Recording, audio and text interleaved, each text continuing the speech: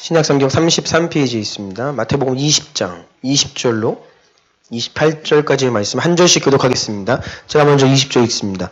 그때에 세베대의 아들의 어머니가 그 아들들을 데리고 예수께 와서 절하며 무엇을 구하니 예수께서 이르시되 무엇을 원하느냐 이르되 나의 이 두 아들을 주의 나라에서 하나는 주의 우편에 하나는 주의 좌편에 앉게 명하소서. 예수께서 대답하여 이르시되 너희는 너희가 구하는 것을 알지 못하는도다.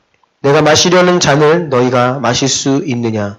그들이 말하되 할 수 있나이다.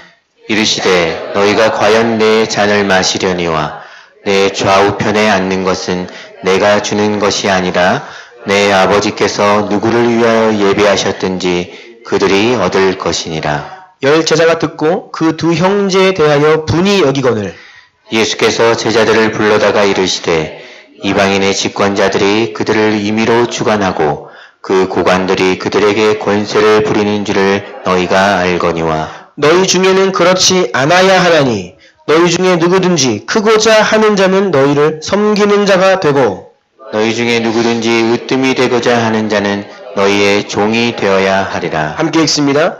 인자가 온 것은 섬김을 받으려 함이 아니라 도리어 섬기려 하고 자기 목숨을 많은 사람의 대속물로 주려 함이니라.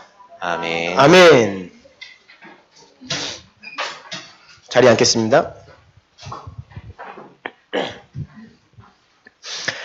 오늘 더 써본 8번째 시간입니다. 어떻게 하면 교회의 무너진 영적 권위와 질서를 바로 세울 수 있는가라는 제목으로 두 번에 걸쳐 오늘 두 번째 시간입니다. 하나님 말씀을 나누기를 원합니다. 지난주 말씀을 잠시 리뷰하기 원합니다. 대한민국을 비롯하여서 온 세상, 전 세계는 지금 권위 해체 시대를 맞이하고 있습니다. 현재 우리 사회는 사회 전반을 걸쳐서 기존에 있었던 모든 신뢰, 통념, 권위가 해체되는 흐름이 강하게 나타나고 있고 교회도 예외는 아니다. 오히려 교회가 더 심각하다라고 하였습니다. 교회에 이미 무너져버린 이 영적 권위와 질서를 회복하기 위해서는 두 가지가 필요합니다. 두 가지 방향성. 이 두 가지가 모두 있어야 합니다. 첫 번째는 성경적으로 올바른 영적 권위와 리더십이 무엇인가 이해하고 그 참된 모습이 회복되어야 하죠. 교회 안에 세우신 권위자들과 목회자, 또 직분자 이런 리더십들이 성경에서 말하고 있는 그 모습대로 회복돼야 됩니다. 이것이 첫 번째 방향성이고요. 두 번째는 모든 성도들이 하나님께서 기름 부어 세우신 영적 권위와 리더십에 대해서 올바른 태도를 가지고 순종하는 모습이 회복되어야 한다라고 했습니다. 이 두 가지가 함께 가야 됩니다. 어느 것 하나 빠져버리고 하나만 있으면 잘못됩니다. 근데 오늘날 균형 잡힌 온전한 회복을 위한 모습보다는 치우친 어느 것 하나만 열정이 있고 그 한 가지만을 이야기하는 교회 회복을 이야기하는 사람들 가운데 많이 볼 수가 있죠. 오늘 본문에서도 기록되어 있지만 세상 권위 집권자들은 자신의 영광과 자신의 안위와 자신의 명예를 위해서 권위를 사용하여 그 권위 밑에 있는 사람들을 누르고 억누르고 사용하죠. 그런데 하나님 나라의 권위는 다르다고 했습니다. 사람들은 권위자의 자리에 올라가면 내 영광을 위해 그 아래에 있는 모든 것들이 동원되기 때문에 좋은 거예요.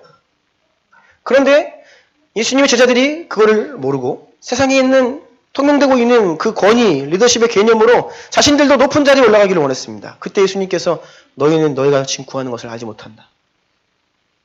하나님 나라에서 권위라는 것은 리더십을 갖는다는 것은 높아지는 것이 아니라 낮아지는 것이다. 주인이 되는 것이 아니라 종이 되는 것이다. 내가 온 것은 죽기까지, 너희를 위해 죽기까지 섬기기 위해 온 것이다. 이 자리에 너희도 함께하길 원하느냐? 이렇게 말씀을 하고 계시는 것이죠. 세상에서는 권위와 권위 아래에 있는 자가 주종 관계입니다. 한 사람은 다스리는 자, 또 한 자는 순종하고 섬겨야 할 자리죠. 그런데 하나님께서 영적 권위를 허락하신 교회의 리더십과 그리고 성도들 간의 사이는 영적으로 주종관계가 아닙니다. 우리는 모두가 함께 교회 안에 리더십들과 성도들이 모두 함께 예수 그리스도의 종된 자들이고 또한 서로를 돕고 섬김으로 서로의 종된 자들입니다. 목회자는 성도들의 종이고 성도들도 목회자를 섬기는 종이에요. 서로 간에 섬기는 종이라는 것입니다. 이러한 상호 의존적인 관계에 있다라고 하였죠.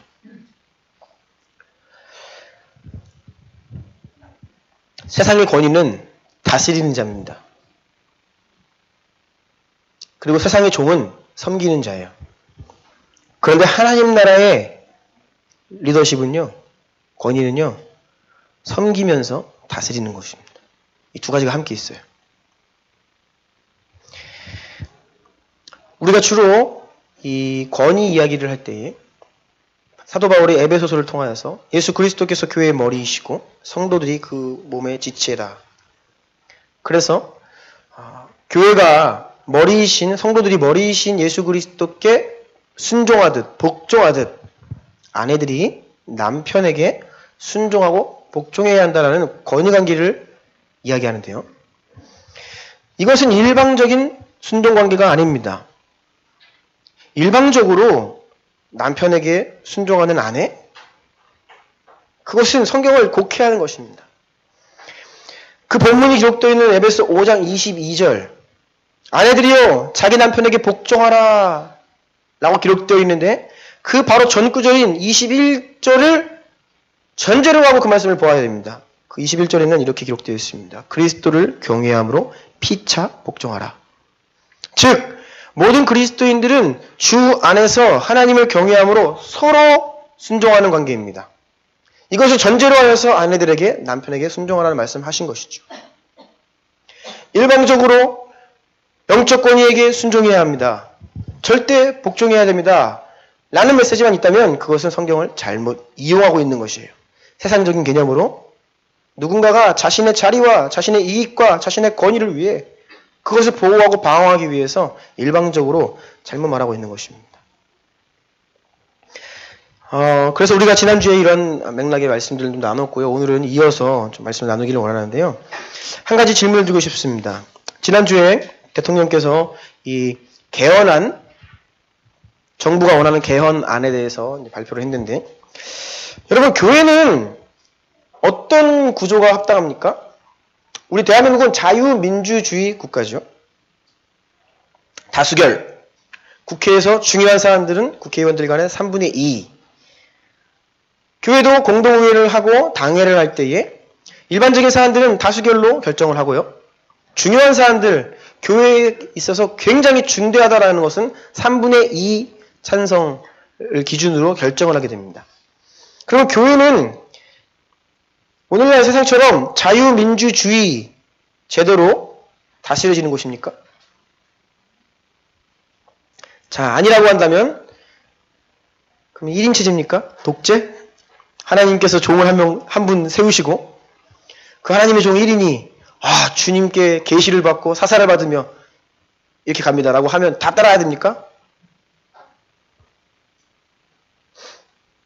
아니면 이 중국은 굉장히 세련된 독재를 하는 나라죠. 나름대로의 그 공산당의 규율과 질서가 있습니다. 그 가운데서 굉장히 합법적으로 자신들 안에서 체계적으로 그 독재를 견고해야 하는 것을 우리가 보고 있는데요. 그럼 이렇게 일부 소수 당원들에 의해서 다스려지는 것. 그러면 교회 당회가 그런 역할을 하는 것입니까? 당회가 결정하면 무조건 거기에 순종해야 되고 다 따라야 된다. 그럼 교회는 어떠한 질서를 가지고 다스려져야 되죠? 이런 고민들을 우리가 해볼 필요가 있어요. 고 한경직 목사님께서 목회를 하실 때에 이렇게 하셨다고 합니다.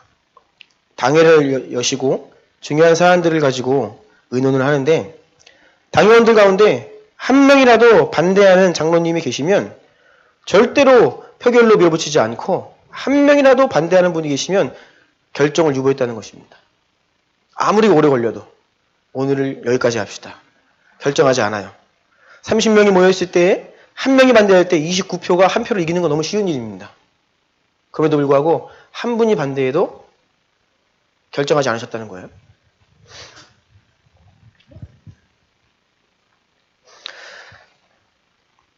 오늘날 건의 해체 운동이 거센 위협이고 건의에 대한 불순종이 이 시대의 큰 죄악인 것은 맞습니다. 그런데 더 큰 문제는 건의 자체가, 리더십 자체가 약화되는 거예요. 하나님께서 교회 안에 기름 부어 세우신 그 교회의 리더십들이 본연의 모습을, 마땅히 갖추어야 될 모습을, 그 모습에서 떠나버린 겁니다. 이게 더 큰 문제입니다. 건의에 대한 불순종보다 마땅한 건의의 모습을 잃어버린 것이 더 큰 문제라는 것입니다. 그래서 건의가 무너지고 질서가 무너지는 가운데 굉장히 손쉬운 방법이 있습니다. 손쉬운 대처. 강단에서 하나님께서 세우신 건의에 복종하라고 하는 거예요. 순종하라고 하는 것입니다. 그러면 이것이 하나님께서 그런 여러분에게 복 주십니다. 만약에 교회의 건의에 순종하지 않으면 저주를 받습니다. 라고 이야기하는 것은 굉장히 단순하고 쉬운 방법이죠. 하지만 그렇게 한다고 무너진 교회의 영적 권위가 세워지는 것은 아닙니다.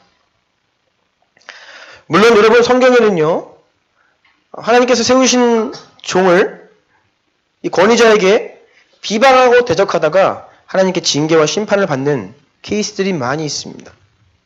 모세를 비난하다가 나병에 걸린 미리암, 그런데 그 미리암의 비난을 보면 상당히 합리적인 부분들이 있어요.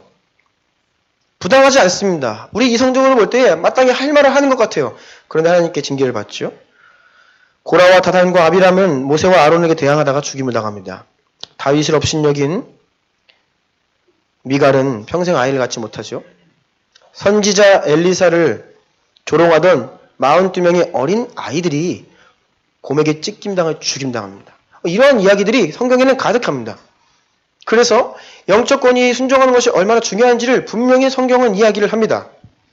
이에 반하여서 하나님께서 세우신 권위가 아무리 타락하여도 그 권세를 대항하지 않았던 다윗, 끝까지 사울에게 그 존중의 태도를 잃지 않았던 다윗에게 하나님께서 허락하신 큰 복을 생각하면요, 그러니까 이런 논조로 교회의 권위에 순종하면 복 받습니다, 순종하세요 라고 이야기할 수 있다는 것입니다. 그런데 이것은 근시안적인 방법이고 근본적인 해결책도 아니며 옳지 않다는 것이죠. 저는 그래서 이 권위에 대한 불순종의 문제 이전에 그 불순종을 야기한 그 권위의 자리에 있는 자들이 본연의 모습을 떠났다, 이런 초점으로 오늘 먼저 큰 입원을 나누기를 원하는데요. 먼저 교회 리더십들, 목회자와 직분자들이 영적 권위와 본연의 모습을 회복해야 한다. 여러분, 순종이란 권위자가 자신의 권위 아래에 있는 자에게 일방적으로 요구하는 내용이 아닙니다. 즉, 여러분, 권위에 순종하십시오라고 순종을 요구하는 뿐이 아니라 권위자는 자신의 윗권위자에게 순종해야 됩니다. 이것이 오늘날 권위자들에게 필요한 거예요.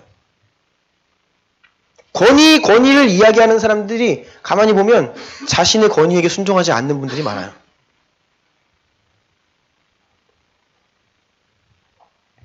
즉, 권위자는 순종을 요구할 것이 아니라 본인 스스로가 순종하는 자가 먼저 되어야 한다라는 것입니다. 빌립보서 2장 5절로 11절 읽어주세요. 너희 안에 이 마음을 품으라. 곧 그리스도 예수의 마음이니 그는 근본 하나님의 본체시나 하나님과 동등됨을 취할 것으로 여기지 아니하시고 오히려 자기를 비워 종의 형체를 가지사 사람들과 같이 되셨고 사람의 모양으로 나타나사 자기를 낮추시고 죽기까지 복종하셨으니 곧 십자가에 죽으심이라. 이러므로 하나님이 그를 지극히 높여 모든 이름 위에 뛰어난 이름을 주사 하늘에 있는 자들과 땅에 있는 자들과 땅 아래에 있는 자들로 모든 무릎을 예수의 이름에 꿇게 하시고 모든 입으로 예수 그리스도를 주라 시인하여 하나님 아버지께 영광을 돌리게 하셨느니라. 아멘. 아멘. 예수 그리스도께서는 십자가에서 죽으시기까지 성부 하나님께 순종하셨습니다. 세상에 이보다 더 큰 순종은 없죠. 가장 위대한 순종을 하신 예수 그리스도께 가장 위대한 이름이 주어졌습니다. 가장 위대한 권위가 주어진 거예요. 교회의 머리가 되셨습니다. 이것이 바로 영적 권위가 서는 원리입니다.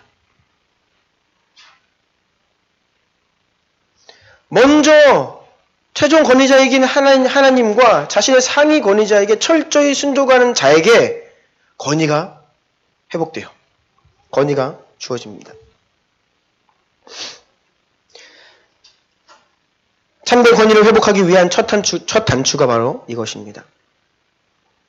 오늘날 교회 가운데 무너진 영적 권위의 회복을 위해 가장 먼저 교회 리더십들, 목회자, 그리고 직분자들이 자신의 상위 권위자에게 온전히 순종하며 궁극적으로 하나님 앞에 온전히 순복해야 합니다.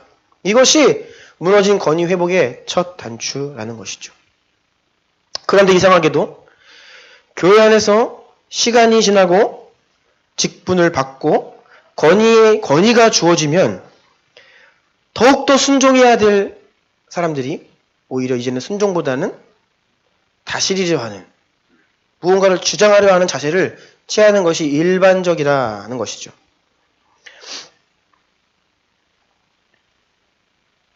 가장 순종하는 걸 못하는 그룹이 바로 목사들입니다. 왜냐, 하나님께서 권위자의 자리에 세워주셨는데 순종받는 거, 섬김받는 거, 다스리는 것은 익숙하지만 무언가에 순종하는 것을 잘 못해요. 제가 대학 시절에도 취미생활로 축구를 했습니다. 한 축구팀의 일원이었어요. 그런데 제가 속했던 축구팀이 1년에 한 번씩 저희 대학교에 큰 축구대회를 개최했습니다. 그래서 신청을 받아가지고 한 수십 개의 팀들이 토너먼트식으로 해가지고 우승을 하는 그런 대회를 저희 클럽이 개최를 했어요. 그러면 저희 멤버들이 다 투입돼서 심판을 봅니다. 주심도 보고 부심도 보고 다 해요. 경기를 운영해야 되니까요. 그래서 나름 제가 심판을 좀 봤는데, 제가 처음 우리 주남교회 개척한 이후로 건강관리를 위해서 목사님들의 축구 경기하는데 일주일에 한 번씩 갔던 적이 있습니다. 어느 날 심판이 없어가지고 제가 대신 심판을 한번 봤는데요. 다시는 안 봅니다. 축구 경기에서 심판은 권위자인데, 죄송한 말씀이지만 목사님들 경기는 심판 권위가 안 통합니다. 왜요? 다 본인이 권위자예요. 물론 제가 나이가 어린 것도 있겠지만, 그리고 제가 심판을 미숙하게 보는 것도 이유가 되겠지만, 그래도 심판 말을 듣지 않으면 게임이 안 되거든요. 제가 차마 감당 못 하겠더라고요. 어찌 이렇게 이래서 해야 되겠나.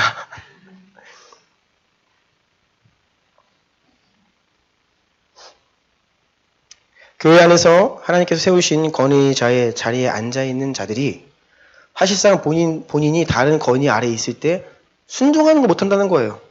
그러면 자신의 권위도 깎이는 것이고 실추가 되는 것이죠. 그래서 첫 번째, 먼저 권위 회복을 위해서는 그 자리에 있는 자가 자신의 윗권위, 상위 권위에게 철저히 순종하는 모습을 보여야 그 자신의 권위도 회복될 수 있다. 바로 3번이에요. 또한 리더십들의 삶 가운데 하나님께서 함께 하시는 증거가 회복되어야 합니다. 매우 중요합니다. 하나님께서 세우신 영적 권위자입니다. 단순히 직분이나 단순한 포지션이 아니라 이 사람의 인생 가운데 하나님이 함께 하시는 하나님의 사람이구나 라고 하는 증거가 보여져야 된다는 것이에요. 두 가지 측면입니다. 성령의 열매, 즉 주님과의 깊은 동행을 통해 그 삶 가운데 성령의 9가지 열매, 사랑과 희락과 화평과 오래 참음과 자비와 양성과 충성과 온유와 절제의 이 예수님의 인격, 아름다운 성품의 열매가 맺혀져야 돼요. 그래야 하나님과 동행하는 사람이구나 라고 하는 증거가 보이는 것이죠. 또한 그 사역 가운데 성령님의 기름 부으심을 통해 영적 권능이 회복되어야 합니다. 말씀을 전할 때에 말씀이 힘있게 성도들의 심령 가운데 그것이 하나님의 음성의 권위로 들리는 그런 말씀권이 있어야 되고요. 기도할 때에 병든 자가 낫고 귀신이 쫓겨나가는 이러한 성령의 능력의 가시적인 표적들이 나타나야 됩니다. 그래야 성도들의 그것을 볼 때에 하나님이 함께 하시는 영적 권위구나.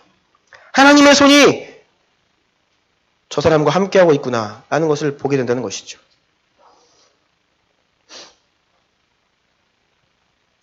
오늘날 우리가 아까 말씀드린 한강직 목사님, 손양환 목사님, 주기철 목사님, 우리 한국교회 역사 가운데 정말 교회와 성도들을 마음 다해 사랑함으로 예수님처럼 겸손하게 묵묵히 사랑으로 희생으로 그 길을 가신 선배들이 많이 계신데, 이상하게도 요즘에는 유명한 목사님들은 많이 계시고 부흥신화를 일구고 설교를 잘하고 똑똑하고 이러한 유능한 목사님들은 많이 계시지만, 예수님과 같은 인격과 삶으로 교회와 성도를 위해 생명을 다하며 낮은 자리로 내려가시는 분들은 찾아보기가 어렵습니다.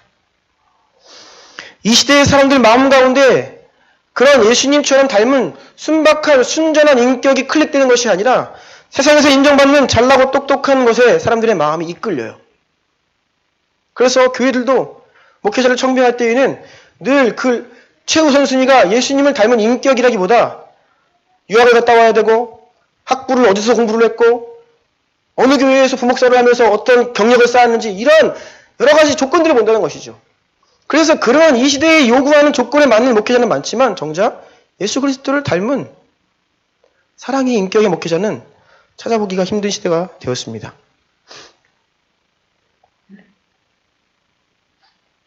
마가복음 1장 22절, 27절 읽어주시겠어요? 무사람이 그의 교훈에 놀라니 이는 그가 가르치시는 것이 권위 있는 자와 같고 서기관들과 같지 아니함일러라. 다 놀라 서로 물어 이르되 이는 어찌미냐 권위 있는 새 교훈이로다. 더러운 귀신들에게 명한즉 순종하는도다 하더라. 아멘. 아멘. 예수님은 스스로 내가 메시아다, 내가 너의 주인이다, 내가 권위자야, 나를 섬겨라, 순종해라, 그럼 복 받을 거야 라고 하지 않으셨습니다. 예수님의 사역 가운데, 그 예수님의 가르침 가운데 당시에 있었던 랍비들과는 다른 권위가 있었어요. 예수님 말씀을 강론하시면 그 말씀의 가르침 가운데 힘이 있었고 사람들이 무언가 영적으로 다른다는 것을 감지할 수 있었습니다. 또한 예수님께 나오는 연약한 자들에게 예수님께서 그들의 그 연약함을 해결해 주시는 그 권능이 나타났다는 것이죠.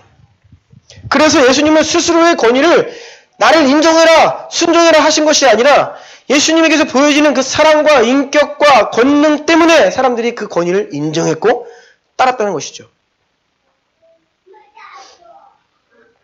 초대교회도 마찬가지입니다. 사도들이 자신들의 권위를 힘써 세운 것이 아닙니다. 순종해야 복받는다라고 하지 않았어요.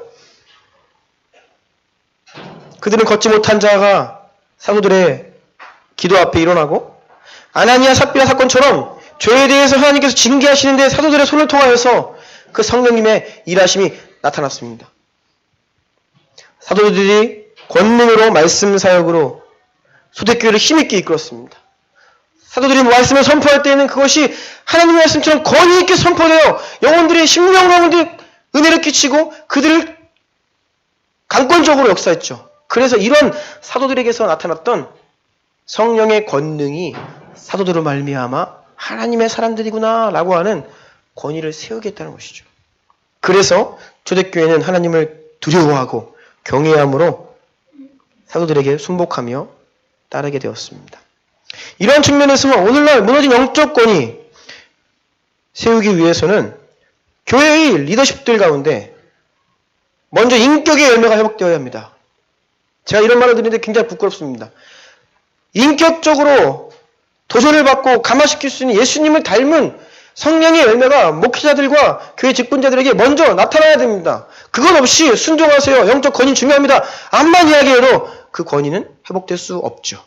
또한 말하지 않아도 인정받을 수 있는 하나님이 기름 부어 세우신 종이다 라고 하는 그런 말씀에 힘있는 권능, 그리고 표적과 성령께서 행하시는 그 통로로서 연약한 자들을 살리는 열매들이 사역 가운데 나타나야 한다는 것입니다.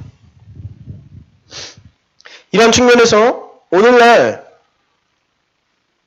교회 영적 권위가 무너진 이유는 목회자들에게서 인격이 타락했고 권능이 사라졌다. 그러니 영적 권위도 순종도 사라지는 것이죠.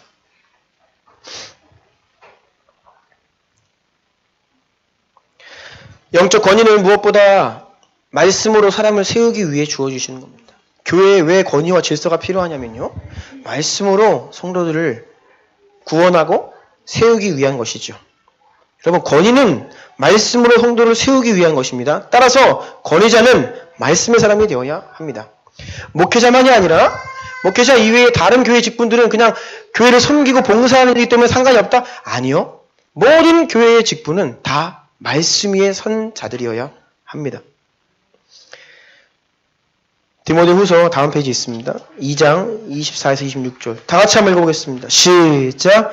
주의 종은 마땅히 다투지 아니하고 모든 사람에 대하여 온유하며 가르치기를 잘하며 참으며 거역하는 자를 온유함으로 훈계할지니 혹 하나님이 그들에게 회개함을 주사 진리를 알게 하실까 하며 그들로 깨어 마귀의 올무에서 벗어나 하나님께 사로잡힌 바 되어 그 뜻을 따르게 하실까 함이라. 아멘. 온유한 성품을 겸해야 됩니다. 모든 사람에 대하여 온유하며 온유함으로 훈계할지니 성품을 갖춰야 된다는 것이죠. 그리고 단순히 성품만이 아니라 말씀의 사람이어야 한다는 것입니다. 말씀으로 사람을 양육할 수 있어야 합니다. 그래서 가르치기를 잘하며 또 그 말씀에 비추어서 자신이 비방받지 않도록 말씀대로 살기 위해 부지런히 자기를 부인하며 노력하는 사람이 바로 교회의 지도자의 모습이다 라는 것입니다.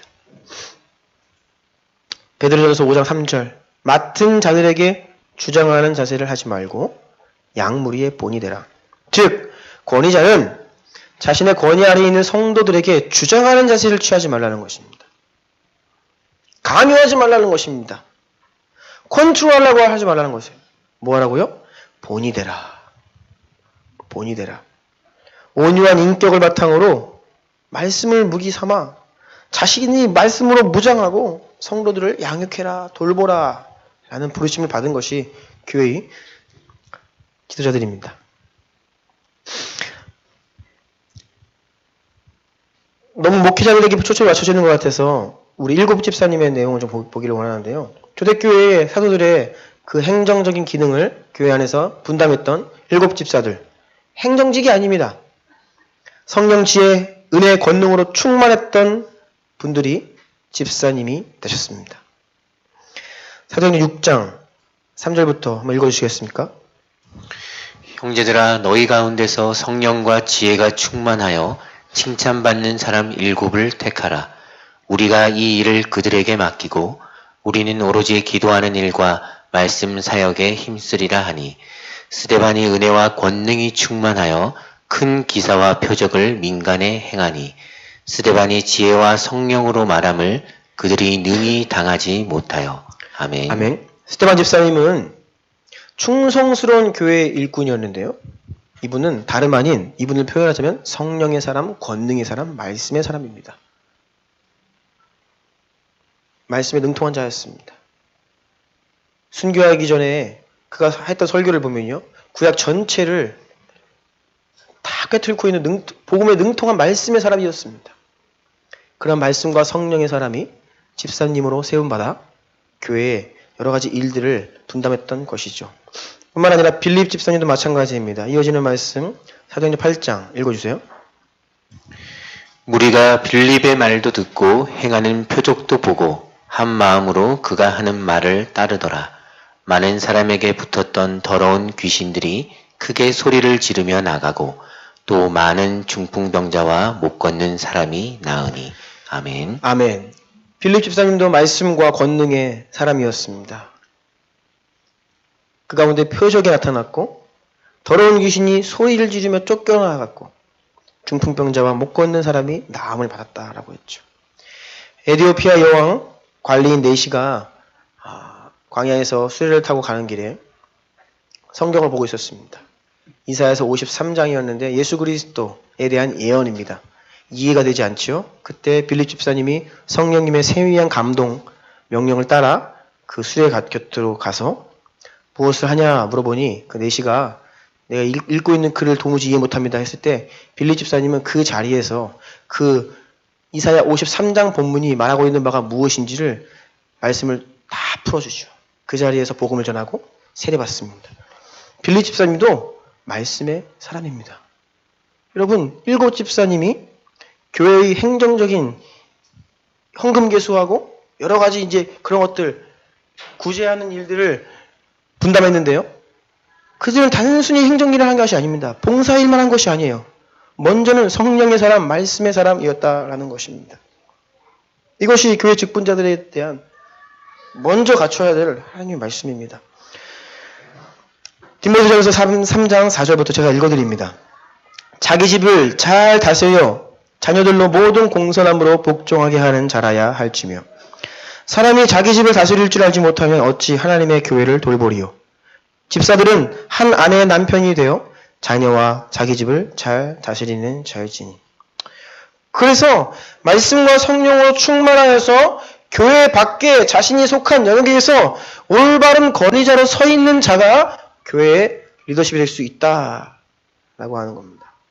가정 안에서 자녀들에게 아버지로서의 건강한 권위로 서 있는 자, 직장 안에서 권위에 온전히 순복할 뿐 아니라 자기 권위 아래에 있는 자에게 건강한 권위자로서 역할을 잘 감당하고 있는 자,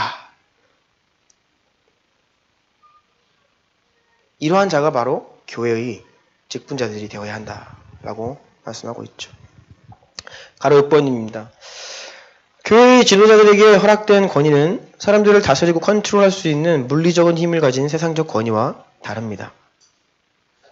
오히려 교회 리더십은 하나님께서 허락하신 교회 질서 안에서 영적 권위를 가지고 성령의 나타나심을 통한 성령의 권능을 통해 교회와 성도를 섬기고 영혼을 구원하며 온전케 하는 자다. 여러분, 교회 안의 영적 권위와 리더십은요, 물리적 힘을 가진 자가 아닙니다. 파워를 가지지 않았어. 세상의 권위는 파워가 있습니다. 정치력이 있고 돈이 있고요. 그들에게는 물리적인 힘이 있어요. 그래서 세상 권력에게 잘못 보이면요, 망하기도 하고, 막 그렇게 되죠. 왜요? 그들에게는 파워가 있어요. 근데 교회의 권위는 그런 파워가 있는 것이 아닙니다. authority. 이것은 물리적 힘이 아니에요. 경찰관이 신호 위반한 덤프트럭을 세울 때 물리적 힘으로 세우지 않습니다.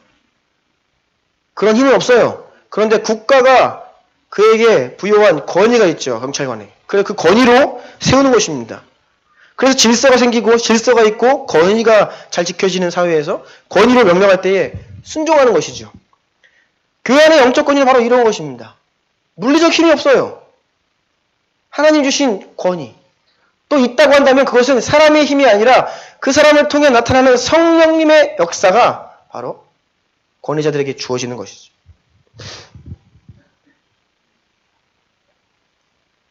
그래서 오늘날 무너진 영적 권위, 또 교회의 질서를 위해서 먼저 회복되어야 될 것. 리더십들이 본래의 모습을 회복해야 한다. 삶 가운데, 사역 가운데 하나님의 손길이, 하나님의 역사가 나타나야 한다. 그렇지 않고서는 영적 권위가 회복될 수 없다라는 것이죠. 그래서 여러분, 이러한 마음으로 우리 모두가 자기 자신을 세우고 또한 교회의 리더십들을 위해 여러분들이 계속해서 기도로 도와주셔야 합니다. 자, 큰 3번입니다. 이제는 성도들의 입장에서 하나님을 그 권위에 순종하는 마음들을 좀 잠시 다루고 말씀을 마무리하려고 하는데요. 3번 제목을 다 같이 읽겠습니다. 시작. 단순한 진리입니다. 성도들은 하나님을 경외하는 마음이 있어야 순종할 수 있어요. 교회가 그리스도의 몸이라고 하는 이 믿음이 살아있는 지식이 될 때 비로소 하나님께서 교회에 허락하신 영적 권위를 인정하고 순종할 수 있게 됩니다. 히브리서 13장 17절 다 같이 읽겠습니다. 시작. 너희를 인도하는 자들에게 순종하고 복종하라. 그들은 너희 영혼을 위하여 경성하기를 자신들이 청산할 자인 것 같이 하느니라. 그들로 하여금 즐거움으로 이것을 하게 하고 근심으로 하게 하지 말라. 그렇지 않으면 너희에게 유익이 없느니라. 아멘. 아멘. 이 말씀 안에 권위 회복을 위한 두 가지 방향성이 다 나와 있죠. 먼저는 뭐라고요? 너희를 인도하는 자는 너희 영혼을 위하여 경성하기를 자신들이 청산할 자인 것 같이 하느니라. 좀 어려운 말 같은데요. 이것은 교회 리더십들은 자신들이 섬기는 성도들의 영혼의 문제를 나의 책임으로 여기는 자들이에요. 실수하고 곁길로 가면 그 죄값을 내가 묻는 그런 마음으로 생명 다해 교회와 성도들을 섬기는 자들이어야 한다. 그러한 자들이다라고 못 받고 있죠. 이것이 먼저 회복되어야 됩니다. 그리고 그러한 영적 권위에게 순종하고 복종하라. 그러므로 그들이 근심함으로 너희를 섬기지 않도록 기쁨으로 섬기게 순종하고 복종하라. 교회 영적 권위자들이 교회와 성도들을 섬기는데 기쁨으로 섬겨야지 근심으로 고통 가운데 섬기면 이것이 결국은 성도들 모두에게 영적으로 유익이 되지 않는다는 것이죠. 그래서 순종은 곧 나에게 유익으로 돌아옵니다. 영적 권위에 온전히 순복할수록 그것은 나에게 영적인 유익으로 돌아옵니다. 이 믿음이 있는 자가 순종할 수 있는 것이에요. 그래서 결국 하나님을 경외하는 마음으로 순종할 수 있다는 것입니다. 권위가 무너지면 악순환입니다. 왜 순종하지 않지요? 내 뜻을 세우려고 순종하지 않아요. 그런데 결국 그 불순종이 결국은 나를 더 곁길로 가게 한다는 것입니다. 자신이 그 권위에 순종하고 자신의 것을 내려놓을 때에 자신에게 큰 유익으로 돌아온다는 것. 이것이 영적 원리라고 말씀하십니다. 그래서 영적 권위에 대한 순종을 통해 우리는 은혜와 풍성한 유익을 누릴 수 있는데요. 반대로 오늘날 은혜와 영적 풍요로움이 사라진 이유는 순종이 사라졌기 때문이에요. 왜 이렇게 순종이 사라질까요? 성도들의 입장에서 권위에 대해서 똑똑해져서 그렇습니다. 학력이 높아지고 많이 배우고 잘 살게 되면서부터 우리나라 교회 가운데 기도 소리는 작아지고 올바른 목소리, 비판의 목소리는 커졌어요. 똑똑해지면 이런 일이 발생합니다. 순종보다는 비판과 바른 말을 하는 사람들이 더 많아지는 겁니다. 이러한 흐름들이 있으면 이제 은혜를 받지 못하게 가로막는 장애물 역할을 한다는 것이죠. 베드로전서 5장 5절 다 같이 읽습니다. 시작. 젊은 자들아 이와 같이 장로들에게 순종하고 다 서로 겸손으로 허리를 동이라. 하나님은 교만한 자를 대적하시되 겸손한 자들에게는 은혜를 주시느니라. 아멘. 하나님은 교만한 자를 대적하십니다. 교만 때문에 여러분이 불순종의 자리에 서면 하나님이 대적하는 자리에 서게 되는 것이에요. 겸손히 순종하는 자들에게 은혜를 주신다 하셨습니다. 큰 4번입니다. 영적 권위 회복을 위해 은혜를 구하자. 결국 여러분 부모의 권위는 자녀의 보호와 성장을 위한 것이에요. 국가의 권위와 질서는 국민들의 안전을 위한 것입니다. 교회의 권위와 질서는 성도들이 온전히 주님 안에 자라가는 것을 위함이죠. 교회에 반드시 영적 권위가 회복되어야 합니다. 지난주에 참된 교회의 3가지 표지에 대해서 말씀드렸는데요. 기억나시는 분 계신가요? 참된 교회의 3가지 표지.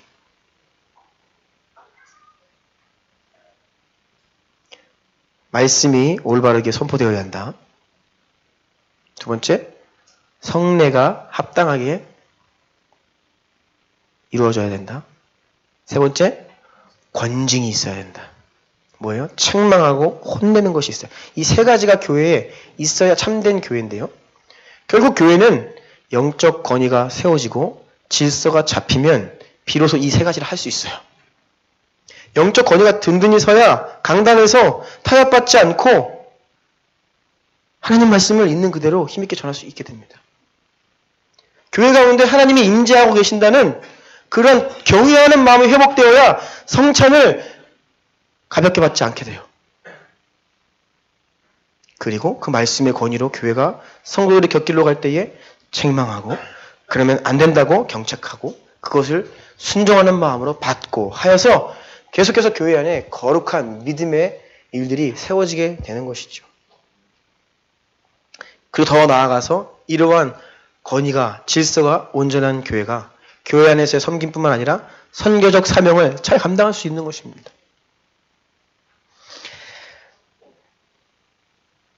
말씀을 이제 마무리하려고 하는데요. 교회의 머리이신 그리스도께서는 교회의 권위와 질서를 통해 일하십니다.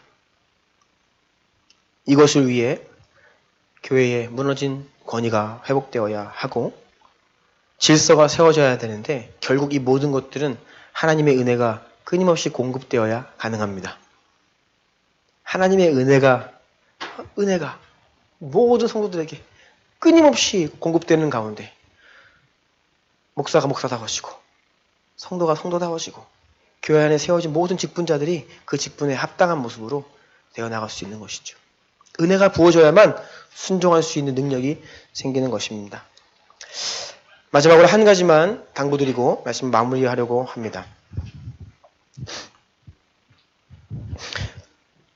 여러분은 교회를 향하여서 영적 권위자를 향하여서 말할 수 있는 권리가 있습니다. 잘못된 길로 가면 결국은 교회에 대해 비판하지 말라. 그런 말 하지 말라. 그냥 하라는 대로 해라. 그건 아니에요. 여러분은 올바르게 말씀을 가지고 이성적으로 분별하고 또 합당한 말을 해야 합니다. 그리고 그러한 말을 해야 할 때가 있습니다. 만약에 교회 리더십들이 성도들의 말을 듣지 않고 들을 수 없는 구조가 되면 그 권위는 타락하게 돼 있어요. 타락하게 돼 있습니다. 보통 이렇게 대통령들이 지금 계속해서 안타까운 상황을 맞이하고 있는데요. 특징이 뭔지 아십니까? 시간이 지날수록 곁에서 올바른 소리 하는 사람들은 다 떨어져 나가는 거예요. 그럼 간신배들만 남아가지고 좋은 말만 하고 잘못하는 것에 대해서 직언을 하는 사람들이 주변에 없을 때 타락합니다. 교회도 마찬가지입니다. 그래서 여러분들은 모두가 성경을 근거로 하여서 교회를 향하여서 올바른 말을 할 수 있어야 됩니다. 그런데 이때 두 가지 모습을 잘 지키시면 됩니다. 첫 번째는 절대로 영적 권위자에게 대적하거나 비방하는 태도를 가져서는 안 됩니다. 권위를 존중해야 합니다. 타락한 권위도 권위입니다. 여러분, 이거 인정하기 너무 힘들죠? 타락한 권위도 권위예요. 그래서 올바른 말을 할 때에 결코 권위자에게 대적하면 안 됩니다. 비방의 태도로 하면 안 돼요. 그러면 하나님은 교만한 자를 대적하신다 하셨죠.